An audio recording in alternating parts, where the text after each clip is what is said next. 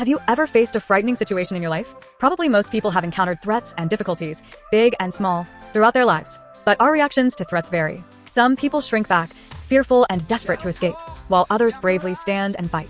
In 1 Samuel 17 verse 26, we can learn the right way to respond to threats. War broke out between Israel and the Philistines. In the Philistine camp was a giant of a man, Goliath, boasting immense size and strength. He hurled insults at the Israelite army, challenging them to battle. The Israelite soldiers were gripped by fear at Goliath's threats. They were terrified just at the sight of him, running away in panic. In this situation, David arrived to check on his brothers fighting in the war. He heard Goliath's mocking words and was filled with anger. "Who is this uncircumcised Philistine?" he exclaimed, "that he should defy the armies of the living God?" Why wasn't David afraid of Goliath? It's because he clearly knew his identity. The Israelite soldiers, faced with Goliath's threat, saw themselves as mere soldiers. But David was different. He was convinced that the Israelite army was God's army.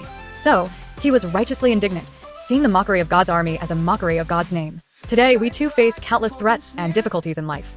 At times, it feels like we can't possibly handle them with our own strength. We may feel frustrated, discouraged, and overwhelmed by a sense of defeat. But there's good news for us. When we believe in Jesus Christ, we become new beings, children of God, His people. We confirm that we are children of God in any situation, and that is having the right identity. We are no longer weak beings, tossed about by the storms of the world.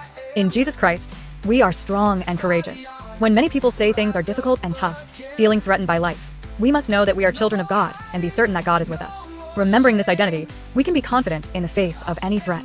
Dear friends, we are all children of God, His people, in Jesus Christ. I hope that you will live a victorious life, firmly holding on to our identity in the face of any threat or difficulty.